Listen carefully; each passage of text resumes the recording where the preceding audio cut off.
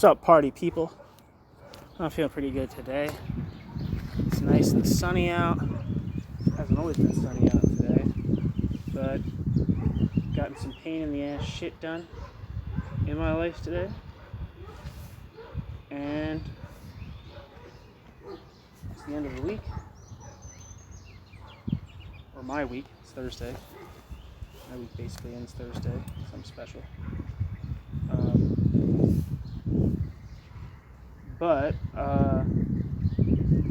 this piece is entitled An Open Letter to IS Comrades by Solidarity, which is the journal that was influenced by Socialism au Barbarie in England under the leadership or guidance of Maurice Brinton.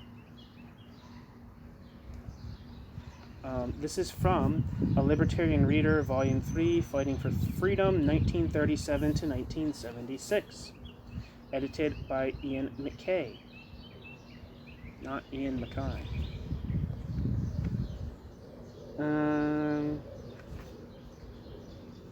Yes, so, where am I?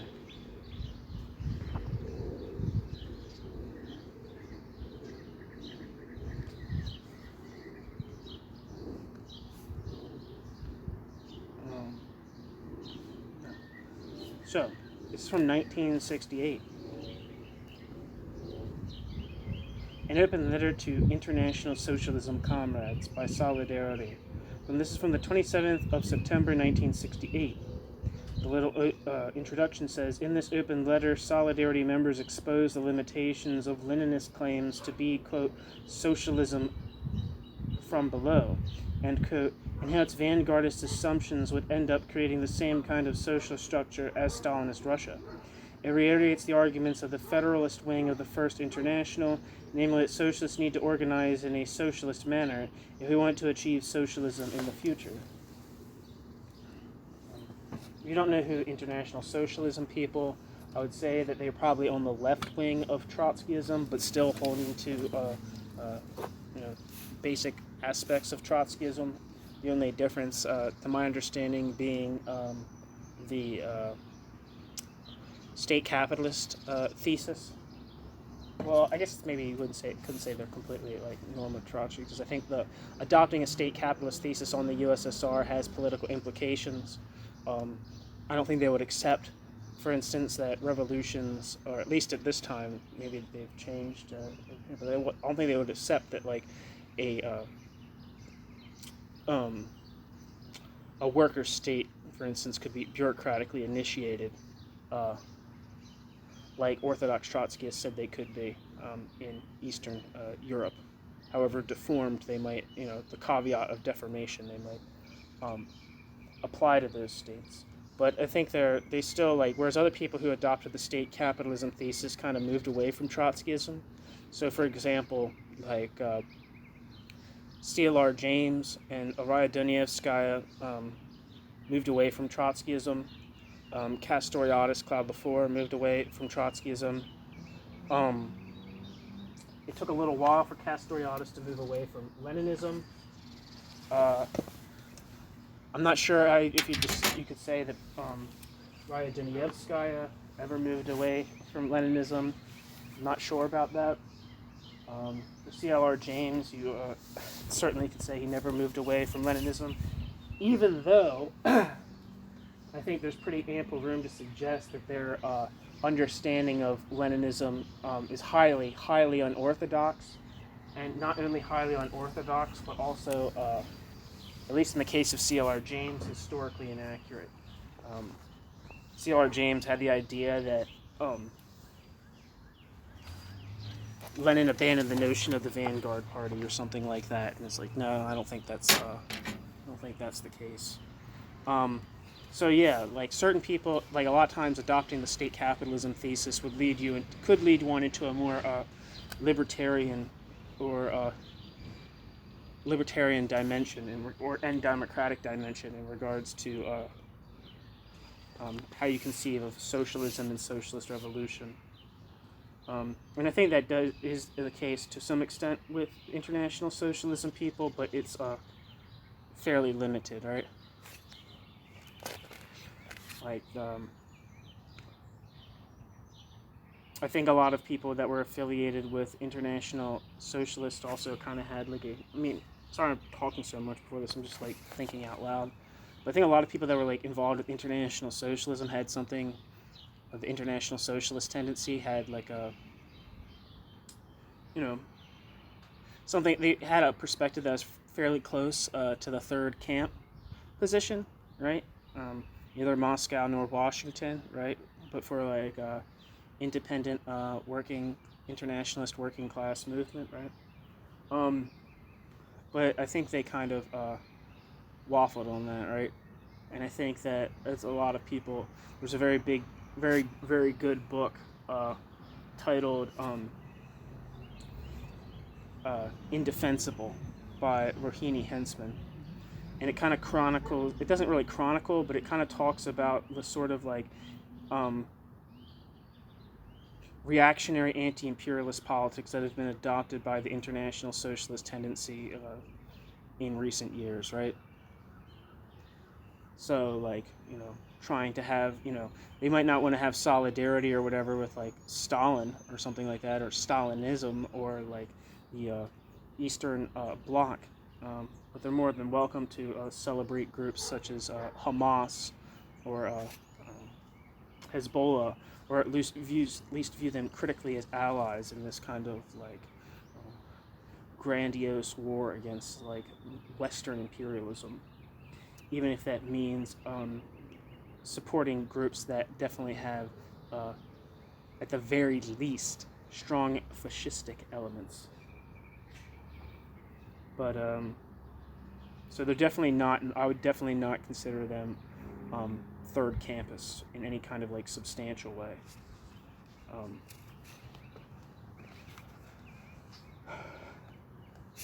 If you think Stalinism's bad but Islamism's acceptable, I think you've run into some kind of confusion with yourself. But anyway, blah, blah, blah, blah, blah. Talking so much. Anyway, dear comrades, it is remarkable how few socialists seem to recognize the connection between the structure of their organization and the type of, quote, socialist, end quote, society it might help bring about. If the revolutionary organization is seen as the means and socialist society as the end, one might expect people with an elementary understanding of dialectics to recognize the relation between the two. Means and ends are mutually dependent. Means and ends constantly influence each other. The means are in fact a partial implementation of the end, whereas the end becomes modified by the means adopted.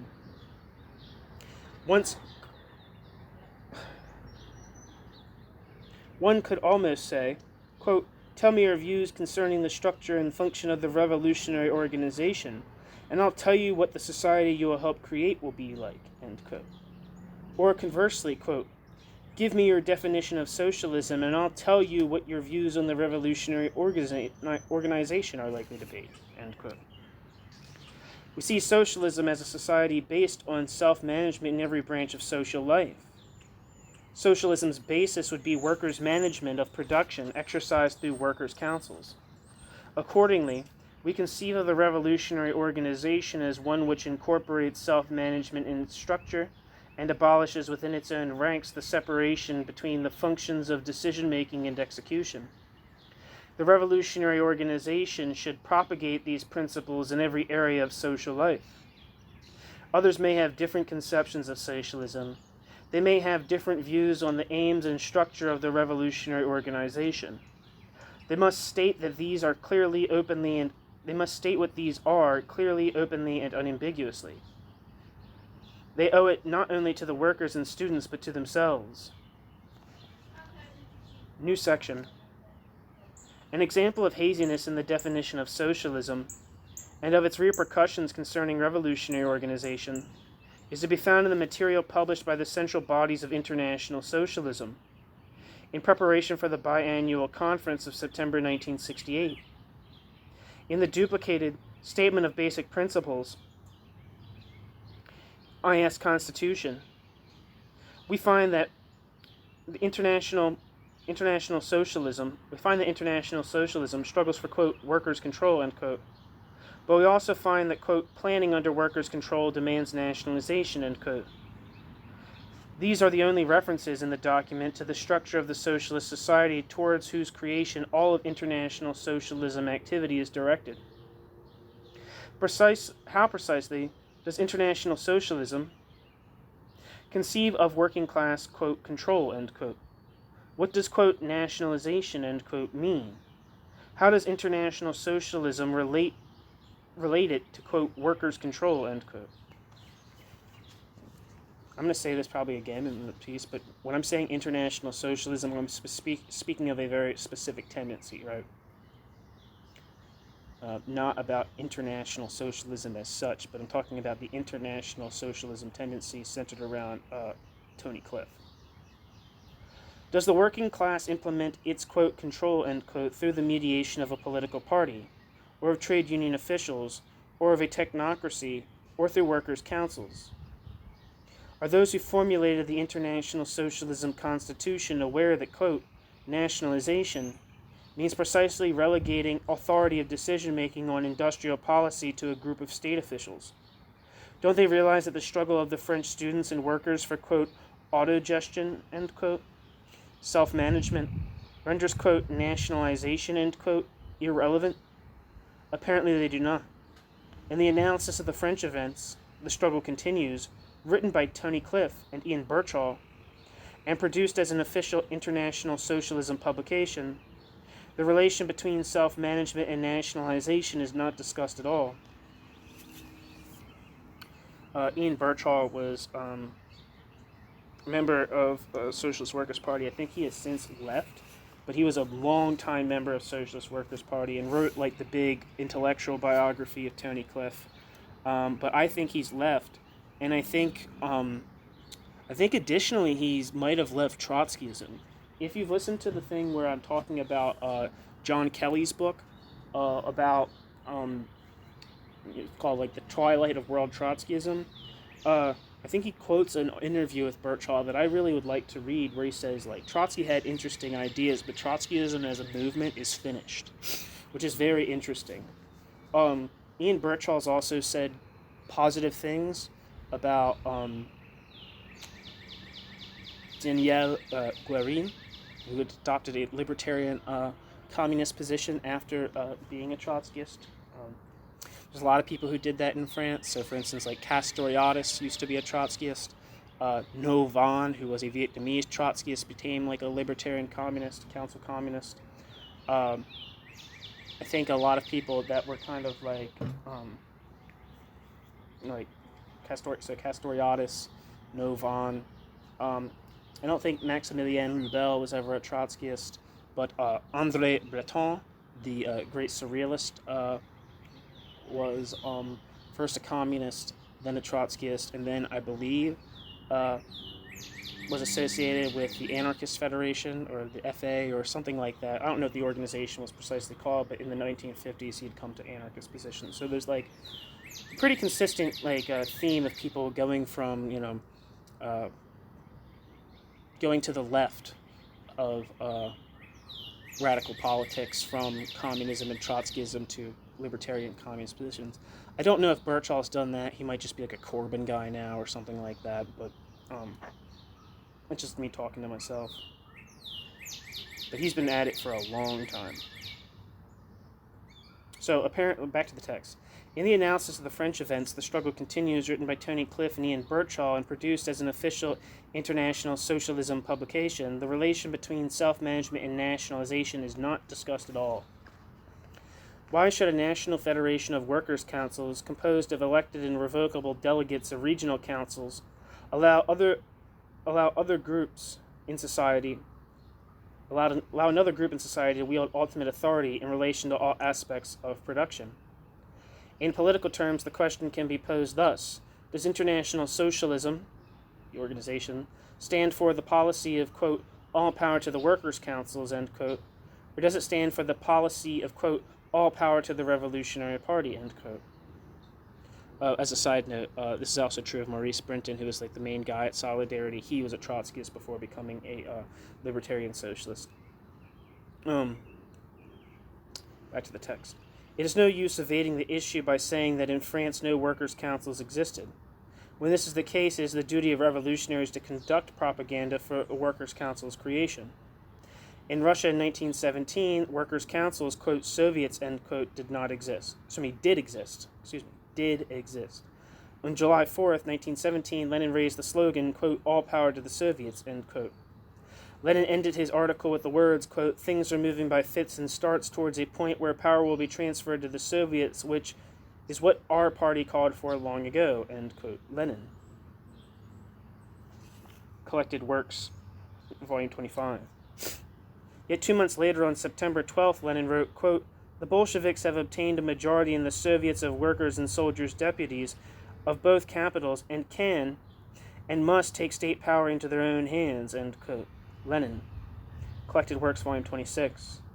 However one analyzes Lenin's transition in the context of Russia in 1917 from a policy of, quote, all power to the Soviets, end quote, to a policy of, quote, all power to the Bolshevik Party, end quote, one must recognize that his choice is a fundamental choice, whose implications for Britain in 1968 cannot be evaded.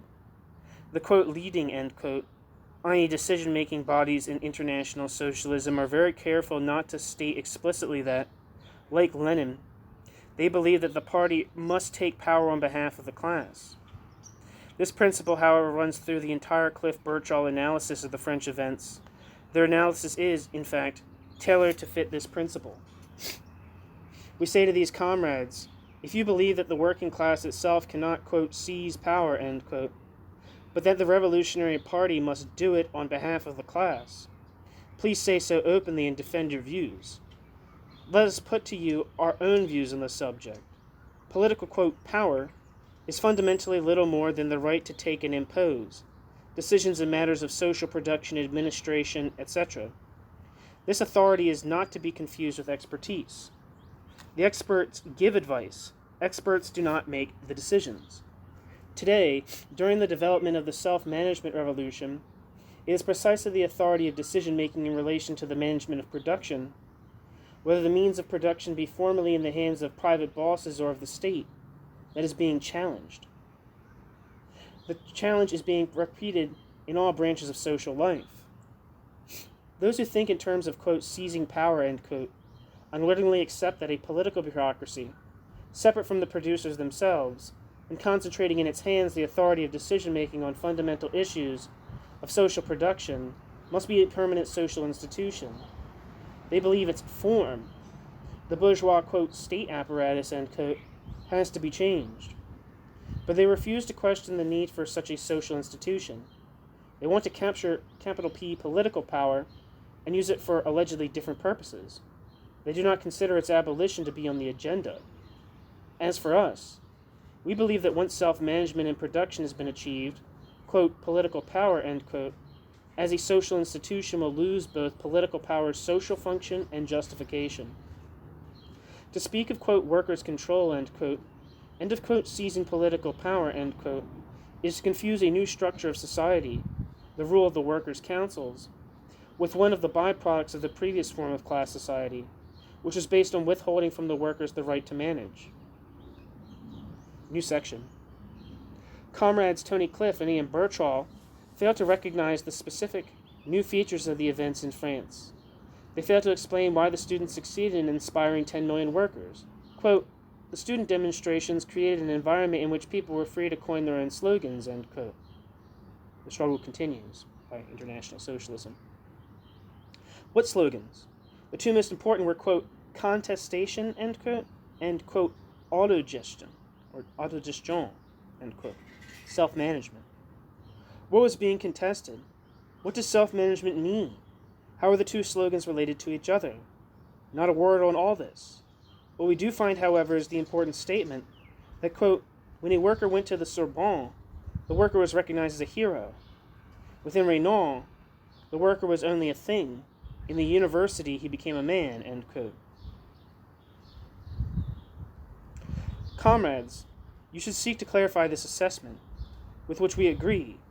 Please tell us what was the mysterious element in the, quote, environment, end quote, which transformed a man into a thing and vice versa.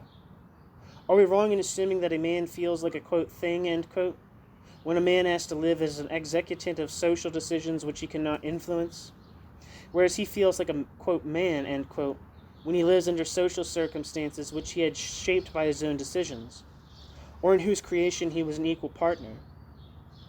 If this is really your opinion, why not say it in so many words?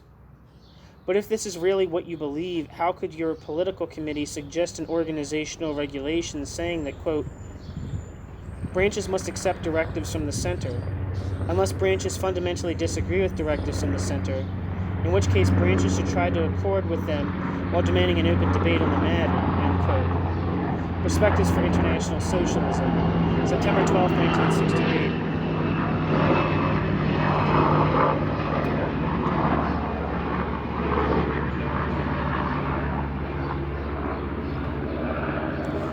Isn't the political committee attempting to transform International Socialism members from, quote, men into, quote, things? Isn't the attempt to limit the right of rank-and-file International Socialism members to initiate political decisions, while democratically permitting them to debate, not overrule, the directives of the center, after having carried them out, an indication of an ideological disease more serious than being out of touch with the spirit of the young workers and students? If IS, International Socialism, is to play a significant role in the revolution, this regulation must be defeated, not only organizationally but ideologically.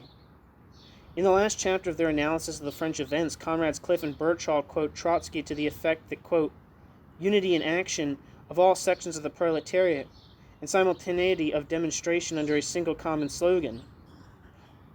Are these really essential? Did they ever exist in history? Can only be achieved if there is a genuine that's a parenthesis. I should say that. Parenthesis, are these really essential? Did they ever exist in history? End parenthesis. Can only be achieved if there is a genuine concentration of leadership in the hands of responsible, parenthesis, to whom, question mark, end parenthesis, central and local bodies, stable in their composition and in their attitude to the political line, end quote. Next to stable in their composition, there's a parenthesis with an exclamation point in it.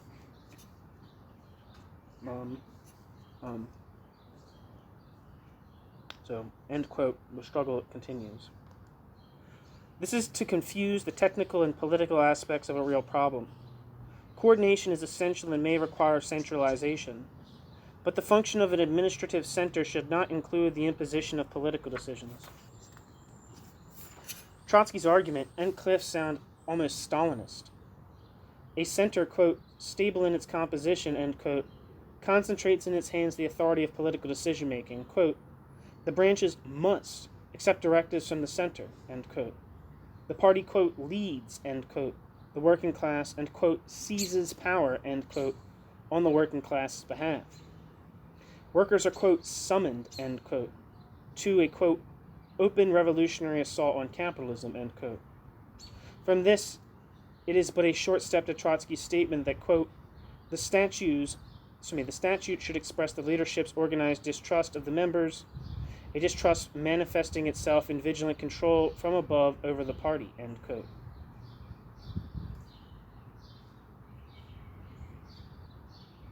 I'll reread that.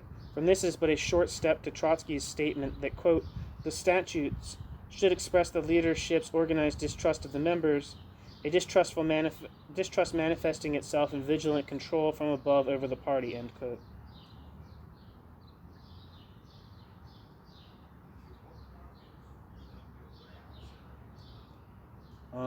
Is that a Trotsky quote? It says, the footnote says, Isaac Deutscher, The Prophet Armed, Oxford University Press, 1954.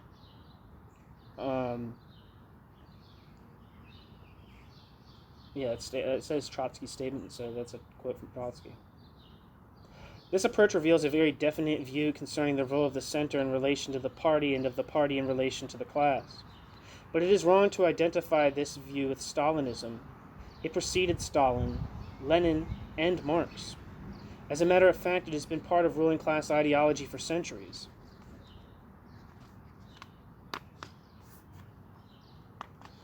New section. Cliff and Birchall mobilize every possible argument to support the doctrine of, quote, center leads party, party leads class, end quote. They write, quote, facing the strictly centralized and disciplined power of the capitalists, there must be no less centralized and disciplined a combat organization, quote, of the proletariat, end quote. Yet 2 pages earlier, they admitted that, quote, the 14th of July, 1789 revolution was a spontaneous act of the masses. The same was true of the Russian Revolution of 1905 and the February 1917 revolution, end quote. In other words, they admit that 2 of the most centralized regimes in history were overthrown by masses that were not led by any party, let alone a centralized party. How do they reconcile these facts with their assertion that, quote, only a centralized party can overthrow centralized power, end quote? The conscious factor in changing history, embodied in revolutionary organizations, can play a significant role in shaping the new social structure. However, after the Russian experience, it is clear that this, quote, conscious factor, end quote, must develop its own self-consciousness. It must recognize the connection between its own structure and practice and the type of socialism it will help achieve.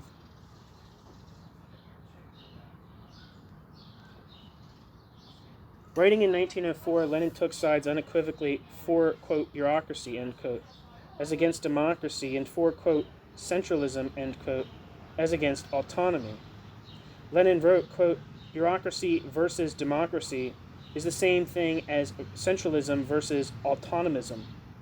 It is the organizational principle of revolutionary political democracy as opposed to the organizational principle of the opportunist of social democracy.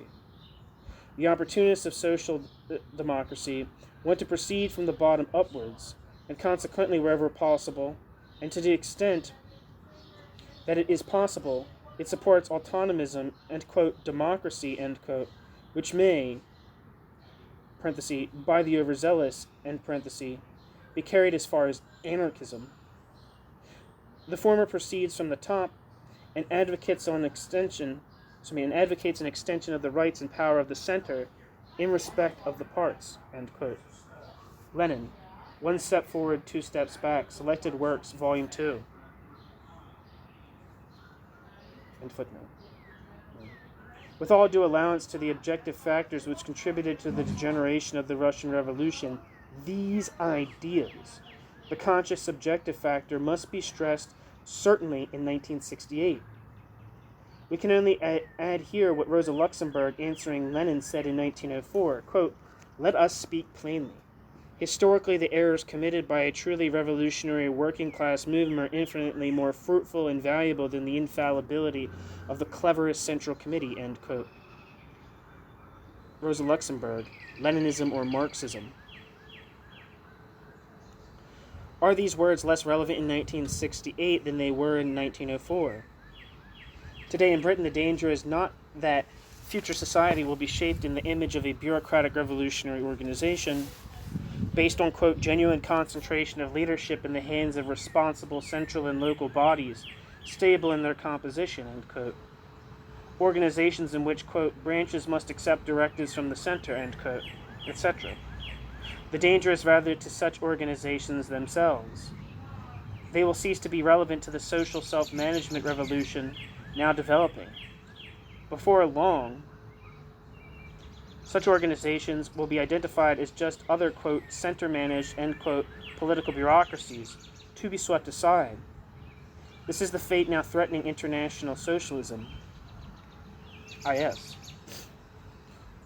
Should the political committee's recommendations be accepted, we wish all IS members a useful conference and a serious discussion that will help them clarify their ideas about socialism, workers' management, and workers/management, and the structure and function of the revolutionary organization.